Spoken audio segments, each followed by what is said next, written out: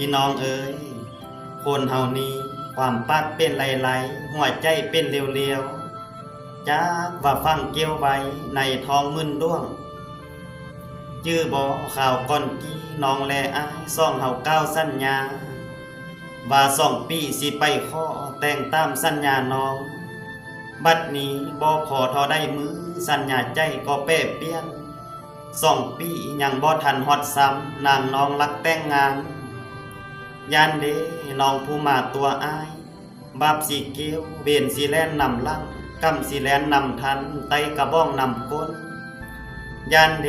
ยันแต่น้องบาปอายสิหลายคือกับแกแปะคือปุ่มบ้านน้องสิเป็นแม่หางเที่ยวจ้างดังลิงซะแล้วเอาสบายดีพ่อแม่พี่น้องทุกท่านทุกคนเด้อมื้อนี้ก็ยินอยู่วัดอยู่ว่าเนาะพี่น้องเนาะมาเบิ่งพระประจำวันเกิดก็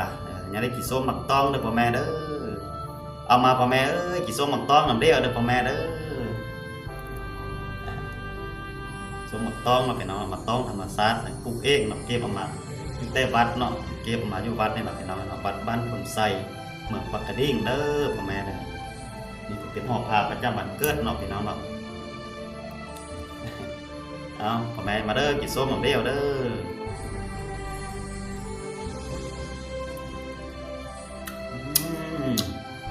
ครับ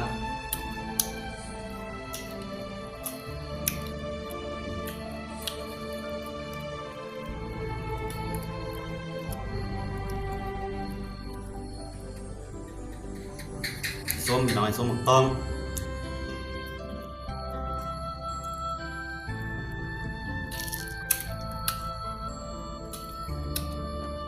อยู่ต่างล่างนี่ก็เป็นผ้าประจำวันเกิดเนาะพ่อแม่เนาะ7 วัน